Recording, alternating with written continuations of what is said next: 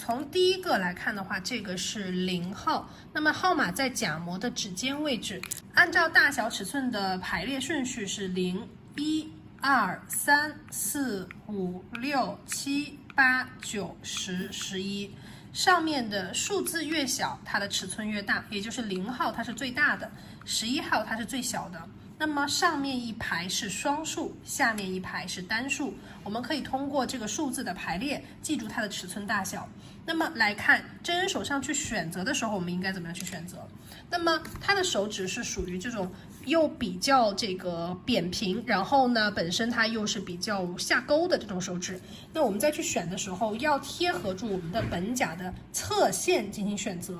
那么我来给大家去选，有2个尺寸，目前来跟它比较的话是相对来说比较合适的。首先这边左边的这个是2号，右边的是3号，我们来看一下2号和3号哪一个更适合它的指甲。我们来先判断这个3号来看一下。那么在我们去贴腹甲面的时候，你看好像这个3号它刚刚好，看到了没有？左右两边我都有包住本甲哟，我都有包住本甲，但是它是刚刚好。那我们可以选它吗？我们来再看下一个2号的尺寸。2号尺寸，我们也是平放在它甲上的时候，我们来看一下，它有超过一部分，大概在0.5到1毫米左右的区间。这边也是包裹住本甲之后，它有超过一部分0.5到1毫米的区间。那么我们在选择的时候，是2号更合适还是3号更合适呢？那么来跟大家揭晓答案。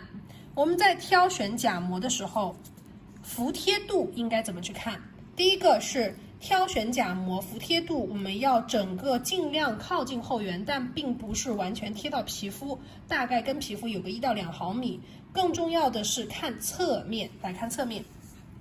来，我们这样子去看它我的手指有一根指骨，这根指骨要跟我的地面是不是平行？指骨与地面产生平行，那我的甲模的侧线在包裹住我的整个本甲的情况下，甲模的侧线要与我们的地面水平线平行，这样来判断我的甲模是否服帖合适。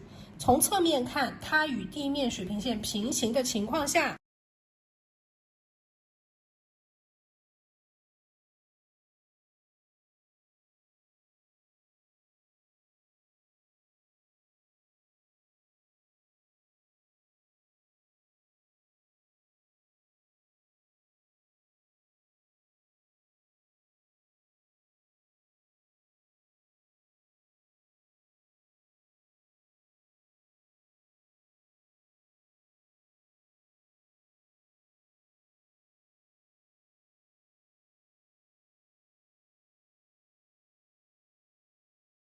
它必须要让我的本甲与我的甲模之间留出我胶的厚度，那么胶的厚度至少要有1毫米的厚度，所以宁大勿小，要选比本甲要大至少0.5到1毫米的宽度，也就是大至少1号，甚至有些情况要到大2号的情况，好不好？这是我们在选择甲模的时候需要注意的事项，要选大1号的，好，接下来我们一会儿上了胶之后，需要进行服帖在甲面上。我们现在空片先跟大家去演示一下如何去服帖。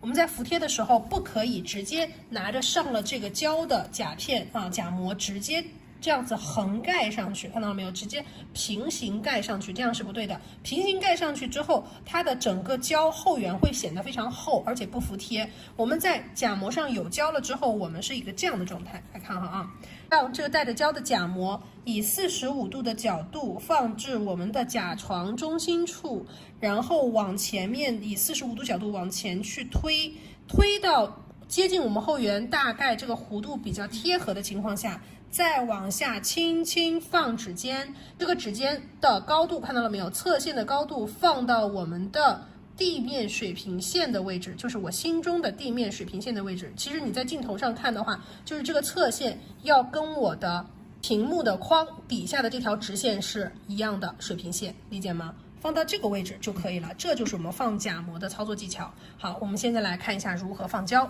好的，接下来我们用这款高透的水晶胶来做这个整个操作的演示，挤在我们的甲模后缘的这个位置。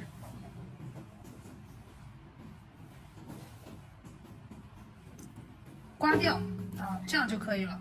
需要注意的是，我们的酒精和笔之间它是一个清洁的关系，所以它们之间是这样子涮干净，然后刮掉多余的酒精，在这个不掉屑的棉片上面去按压肚子吸笔毛，按压肚子吸笔毛这样的一个状态，让这个酒精在我们的笔毛上只有一点点微潮的状态就可以了，不能多。如果酒精过多的话，会把我们的这个胶变得稀释，流的到处都是，所以说就会粘笔。那么还要注意的是，清洁不到位的情况下，它也会粘笔啊。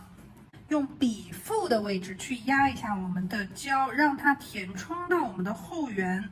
看这个3边的位置需要让它填充满，看到了没有？所以现在做的这个位置，先填充我们的后缘，让它3边的位置先填满，覆盖到我的后缘3边的整个大部分就可以了。这是我们现在做的这个目的。好，接下来去涮笔，要勤去涮笔，不要让它有过多的酒精，也不要让它粘笔啊。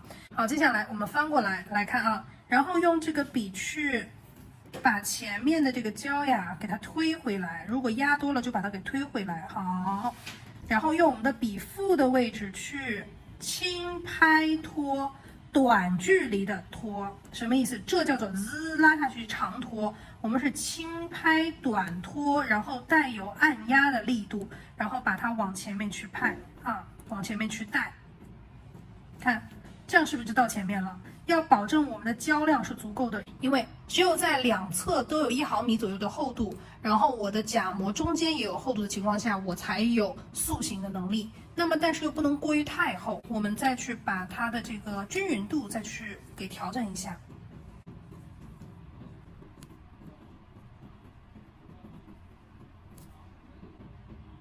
如果在操作的过程中我们胶过多了，我们来看一下如何去除多余的胶。好，还是一样，我们把中间的这个弧度给它压出来，轻拖短拖啊，然后来往外面去拉，好，把多余不要的胶给它给推掉，看到了没有？多余的胶推掉啊，这样就可以了。怎么去除粘在笔上的胶呢？蘸取酒精，然后把它放在我们的棉片上一拉，它就掉了，看到了没有？这是我们在操作的过程中需要注意的。那么因为它是一个梯形，然后我们把这个梯形的尖尖给它找出来。如果你的胶量刚好啊，那么就刚好。我教大家的是，一定是要多取胶啊。那么如果说我们取的刚好的话，就不需要做刚刚那个动作了啊。好，把指尖前面的胶给它刮掉。好，现在是没有了。好。这样的一个状态，它就没有什么气泡了。如果说在铺胶的过程中，你一直让笔在里面反复的拍压、拍，就会拍出非常多的气泡。固化之后，气泡就会非常多了。这样的话呢，它就是一个气泡比较少的状态。像里面这2颗气泡属于胶体自带的气泡，这是什么原因产生的呢？是我们在使用胶的过程中，挤压之后一定要是完全挤着它，不要放松，然后再扣上去。那么平时放置的时候要竖着放，它的胶体一直是在我们的瓶口处的。但是有一些同学啊，像比方说这个胶我们同学中试用了，然后我再去拿它，可能中间产生的气泡就是由于我用的时候过程中，我盖子的时候我手松了，然后空气进到里面去了之后，我再去拧盖子，里面就有气泡了。然后平时放的时候就是这样子躺着放的，那么里面的空气就会混到我们的胶体当中。所以在这步操作的时候，挤压了胶体之后，管子不能松，然后这个时候赶紧盖上盖子。这样子状态让它倒置，就不容易有空气进入，不会产生这种胶体里面的气泡了。大家也可以去买一个这样子的牙膏管的这个挤压器，这样的放的话，我们平时用的时候就会方便很多啊。这个你们自己到这个网上去买，自己去找好了。现在状态就是后缘的3边薄，我们现在来上假膜。来看一下上的时候，按照我们刚刚的操作标准，在操作的时候要先接触我们的甲床中心点。中心处的位置，然后往后面去45度角去推压。来看侧面是这样的一个状态，以45度角往前面去推压，好，推到这个后面，我们觉得大概位置与指骨中心线是相对齐了，然后轻轻往指尖往下面轻轻的去下一点点的压力，来看，正好包裹住我们的本甲，看到了没有？包裹住我们的侧线，后缘的这个位置不能停手啊，后缘的位置不能停手，让它服帖到这个位置。底部呢，它由于是一个下钩甲，在我们接触整个本甲它没有出现溢胶的情况下，就不需要管它。如果你在操作的过程中出现溢胶了，拿我们的平头笔啊，去蘸取95度酒精，跟刚刚一样的，把多余的水分吸出来，轻轻的去拨一下我们溢出来的一小部分就可以了，把它多余的这个位置给它拉平，让它的 C 弧不要有太多的变化就可以了。好，然后我们翻过来准备照灯，在保证了我们的侧线是正确的情况下，指尖高度是正确的情况下，我们现在来进行照灯，来照一下，微固化一下，然后放到大灯里面进行照灯，大概这个是10秒左右。我的这个灯照射的话是10秒左右，你们要根据自己的这个功率进行照射。10秒左右，我们从灯里面拿出来了之后，用我们的塑形夹去进行塑形。塑形的时候要记住，我们的侧面完全的贴服到整个指甲的侧面，而不能出现这种情况，会出现小蛮腰的啊，所以是这样的状态。好，然后我们来进行塑形。甲床就变白了，你看它也现在也变瘦了。每个人的承受能力是不一样的，所以说我们在塑形的过程中，不要追求完全的特别瘦，一次性也没有办法达到非常瘦的情况。所以只要它有变化，客人不觉得特别难受就可以。如果你塑形过度的话，就可能会出现空甲的情况啊。好像这样子，我们塑形的时候给它进行手持灯的固化。那我们如果没有在手持灯加持的情况下，让它直接放到大灯里面去照干，它有可能在回大灯的这个过程中就已经开始回弹了。所以我们在操作的过程中，要先去给它进行塑形，然后再放到大灯里面去照干。好，现在已经比刚刚要瘦很多了。来，我们现在放大灯里面完全照干。好，当我们完全照干了之后，再回来去掉夹膜，来看。去掉夹膜之后就是这样的状态。那你看现在我用完这个胶，它几乎是没有气泡的，出来的效果它就是比较晶莹剔透的一个状态了啊。这个是高透水晶胶用夹膜直接做出来的状态啊。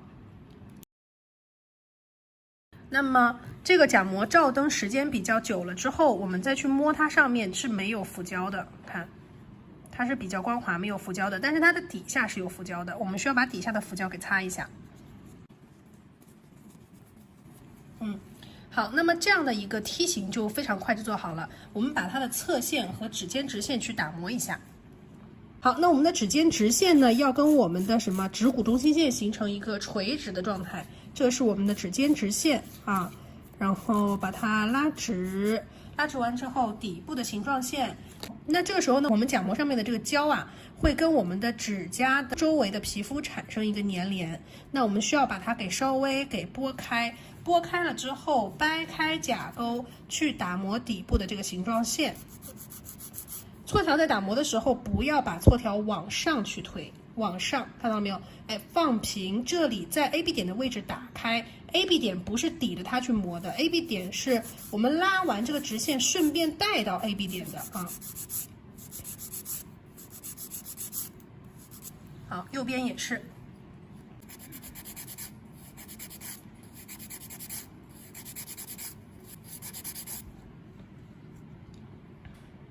OK， 好，两边我们直线拉完了之后，我们需要打磨3边，这里还会有一个小的衔接，看到了没有？在这儿有一个小的衔接啊，我们需要把这个用金刚棒头把这个衔接给打磨一下。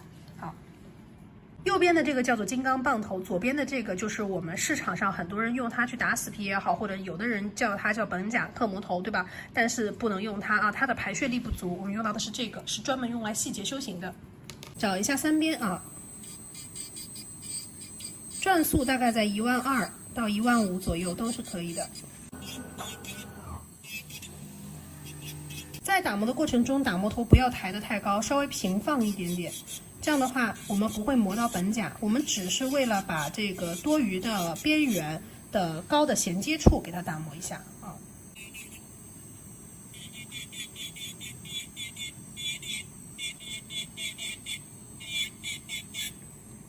看。现在就感觉像插在甲沟里的效果。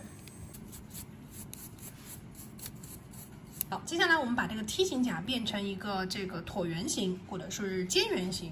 所以我们现在要做的这个动作是要把我们的指尖的两边这个角角的位置给它进行磨掉啊，先磨角角的位置，把它磨掉。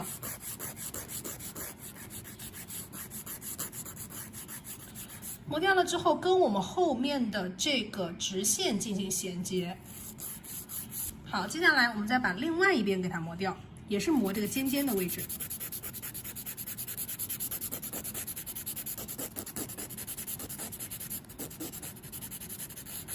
打磨的时候磨的是底部的形状线，因此现在我们并不是要去触碰它的侧面，动的是它的底部。错条摆放也是在底下进行摆放的，来回的荡秋千。两边的角都磨掉了之后呢，我们来现在去打指尖的这个椭圆。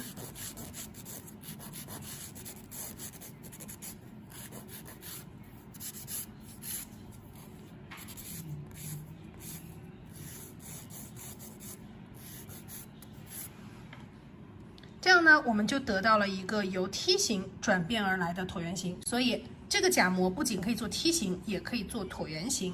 然后我们现在把上面的这个灰尘清洁一下，看一下，我们现在就得到了一个椭圆形。好，接下来我们给它做一个建构。因为最近出瓶装流平胶，大家说它有气泡，那么我们来看一下气泡形成的原因是什么。首先，我们来先说瓶装胶与罐装胶的区别。同样都是流平胶的情况下，那么瓶装胶比罐装胶它会更容易有气泡。因为我们在灌装的过程中，瓶装胶相对来说是比较狭长的。当它灌满了胶体之后，我们的刷子是最后放进去的，放进去之后会带进去空气，由于在运输的过程中来回晃荡，就会使得我们的这个胶体里面的空气来回撞击，导致我们的胶体里面会有气泡。所以说，消泡最好的放置条件就是气温高的情况下，放置那么2-3天，它的泡就消掉了。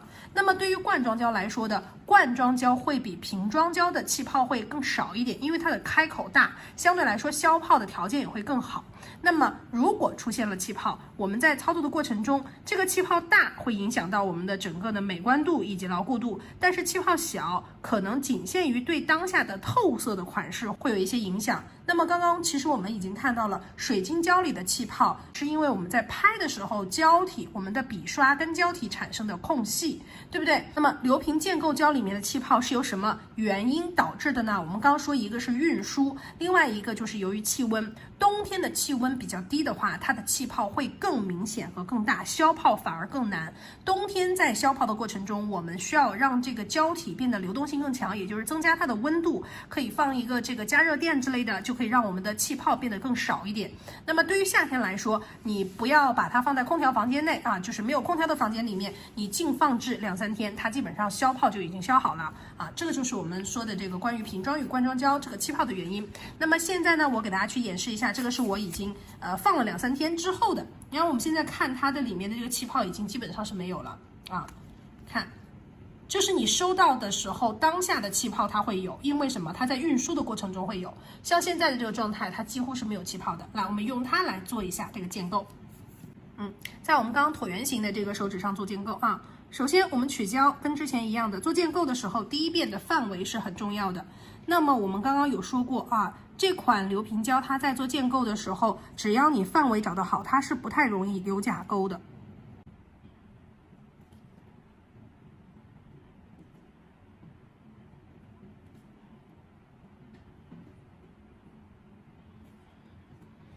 好，接下来我们来看啊，首先第一遍啊，我取适量的胶体放在我的后缘，往前面往下去淋，指尖朝下，指尖朝下，对，指尖朝下啊，然后它基本上就会流平了，它流平性是很快的，不容易。那么它的流平性是比较快的，看啊，看到了吗？啊，那么接下来啊，只要你的第一遍的范围找得好，它的溢胶的可能性相对来说都不是那么大，因为它的胶的什么张力非常好，看到了没有？看，基本上已经流平了，两边甲沟都没有，看到了没有？啊，小笔拨不拨取决于你当下的条件。但是像这个状态已经是非常好的了，看到了吗？很快很快，它也没有留甲沟。我们倒置一下啊，倒置一下。好，那倒注回来了之后，你看到它的饱满度以及整个指甲的这个瘦的程度也出现了三边薄中间厚的一个状态。你看它的灯柱，那现在它是不是就没有什么气泡了呢？对不对？啊，它没有气泡了，那是因为它已经消泡啦。好的，扁宽型的指甲做短一点的延长，已经给到大家相关的实操。